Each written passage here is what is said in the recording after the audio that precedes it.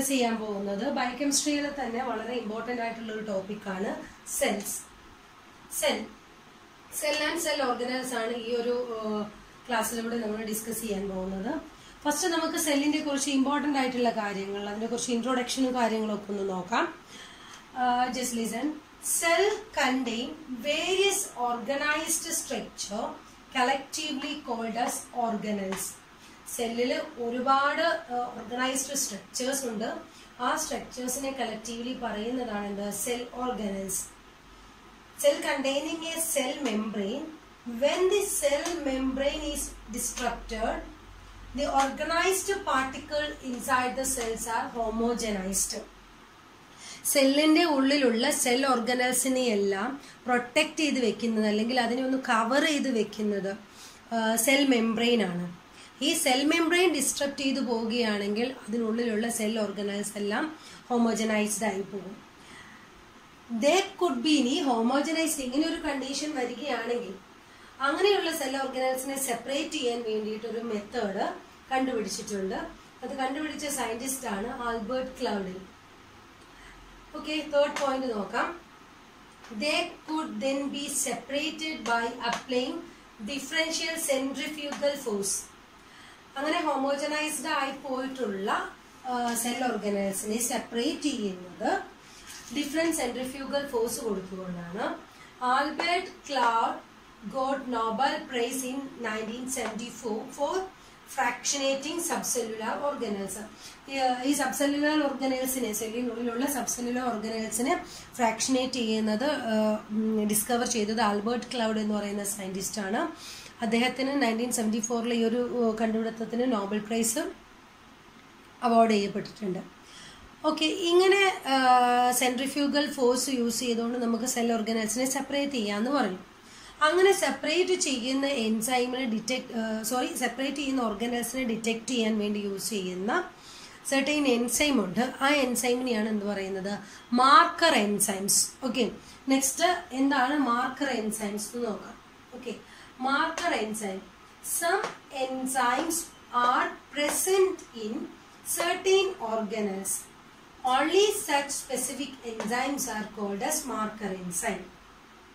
Okay, after centrifugation, the separated organelles are identified by detection of marker enzyme in the sample. For example of marker enzymes are ATP synthase, lactate dehydrogenase, galactoside transferase അങ്ങനെ ഒരുപാട് marker enzymes ഉണ്ട്. അതെന്താണെന്ന് ഞാൻ പറഞ്ഞുതരാം. അപ്പൊ ഇത്രയും കാര്യങ്ങളാണ് ഒരു സെല്ലിന്റെ ബേസിക് ഇൻട്രൊഡക്ഷൻ എന്ന് പറയാവുന്നത്. സെൽ മെംബ്രെയിൻ, സെൽ ഓർഗനൽസ്, ഇതെല്ലാം ഡീറ്റെയിൽ ആയിട്ട് പഠിക്കാനുണ്ട്. ഓക്കെ,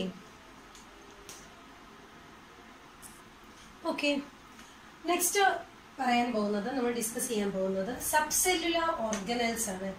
ഏതൊക്കെ സബ്സെല്ലുലാർ ഓർഗനൽസ് ആണ് സെല്ലിനുള്ളിലുള്ളതെന്നാണ്.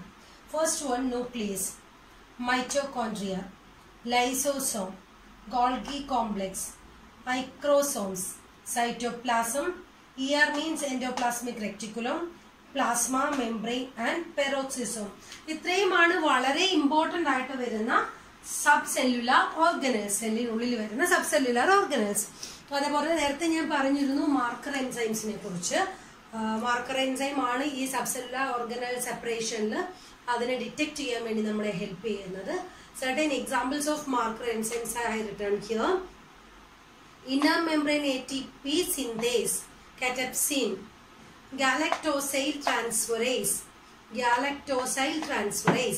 glucose 6-phosphatase and lactate dehydrogenase. ഇത്രയുമാണ് മാർക്കർ എൻസൈംസിന് എക്സാമ്പിൾ ആയിട്ട് വരുന്നത്. ഓക്കെ, വളരെ സിമ്പിൾ ആയിട്ടുള്ള ഒരു സെല്ലിന്റെ സ്ട്രക്ചറാണ് ഞാൻ ഇവിടെ കാണിച്ചിരിക്കുന്നത്. നമ്മൾ സെല്ലിന്റെ ഇൻട്രൊഡക്ഷനിൽ പറഞ്ഞു സെല്ലിനൊരു പ്ലാസ്മ മെംബ്രെയിൻ ഉണ്ട്.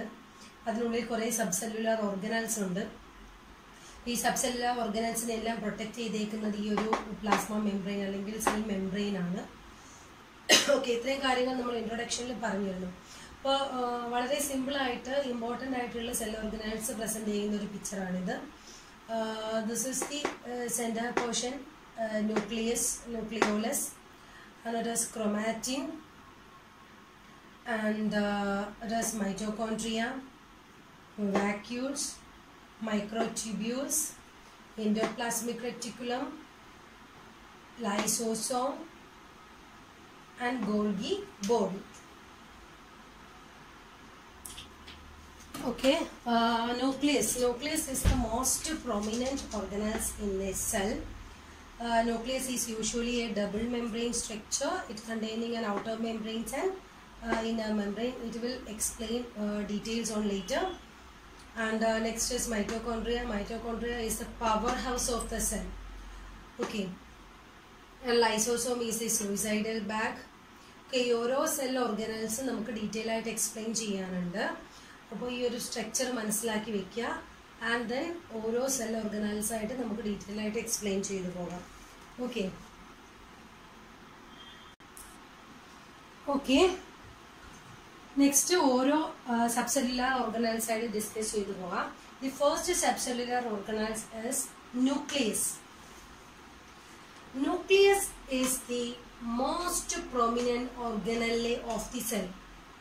All cells in the body contain nucleus except mature RBC in circulation. So, mature RBC ഒഴികെ ബാക്കി എല്ലാ സെൽസിലും എന്തുണ്ട്? ന്യൂക്ലിയസ് ഉണ്ട്. Okay. And next point is nucleus is surrounded by two membrane. Nucleus two membrane covering ഉള്ളതാണ് because highly protection provide ചെയ്യുന്നുണ്ട് ന്യൂക്ലിയസിന്. The inner membrane or inner one membrane is called perinuclear membrane with numerous pores. Okay, the inner membrane is called perinuclear membrane with numerous pores. The outer membrane is continuous with membrane of ear. Endoplasmic reticulum ആയിട്ട് continuous ചെയ്ത് കിടക്കുന്നതാണ് outer membrane. And next point is very important. Nucleus contain DNA. DNA which governs all the functions of the cell. The very long DNA molecules in nucleus, the very long DNA molecules are complexed with protein to form chromatin and are further organized into chromosomes. DNA molecules complex ചെയ്തിട്ടാണ് എന്തുണ്ടാകുന്നത്? Chromatin ഉണ്ടാകുന്നത്. അത് വീണ്ടും organise ചെയ്തിട്ട് chromosome എന്നുള്ള ഫോമിലേക്ക് convert ചെയ്യുന്നു. ഇത്രയും കാര്യങ്ങളൊന്ന് നോക്കുക. ന്യൂക്ലിയസിന്റെ വളരെ ഇമ്പോർട്ടൻ്റ് ആയിട്ടുള്ള പോയിന്റ്സ് ആണ്. ഡബിൾ മെംബ്രെയിൻ സ്ട്രക്ചർ ആണെന്നുള്ള കാര്യം. It containing DNA. It is the basis of the nucleus and all the cells in the body containing nucleus. ആ എക്സെപ്ഷനും കൂടെ മനസ്സിലാക്കി വെക്കുക. RBC in circulation. Okay, mature RBC in സർക്കുലേഷനിൽ മാത്രമേ എന്തുണ്ടാവുള്ളൂ? ഇല്ലാതിരിക്കത്തുള്ളൂ. Mature nucleus ഇല്ലാതിരിക്കത്തുള്ളൂ. ബാക്കി എല്ലാ സെൽസിലും nucleus prominent ആയിട്ട് കാണപ്പെടും. Okay, next point is DNA replication and RNA synthesis are taking place inside the nucleus. Okay, in some cells, a portion of nucleus may be seen as lighter shaded area. This is called nucleolus. ചില സെൽസിൽ ന്യൂക്ലിയസിന്റെ portion വളരെ ഒരു lighted shaded ആയിട്ട് കാണപ്പെടാം.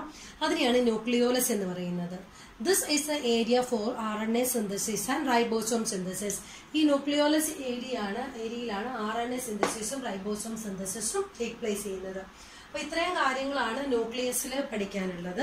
അപ്പോൾ നമ്മൾ ഇന്ന് discuss ചെയ്തേക്കുന്ന കാര്യങ്ങൾ എന്താണ്? Subcellular organelles. ഏതൊക്കെയാണ് subcellular organelles? Nucleus, endoplasmic reticulum, Golgi complex, lysosome, mitochondria, plasma membrane. ഒരു സെല്ല് വരച്ച് നമ്മൾ എക്സ്പ്ലെയിൻ ചെയ്തു. അത് മനസ്സിലാക്കി വെക്കുക. And then what is marker enzyme and the structure of cell.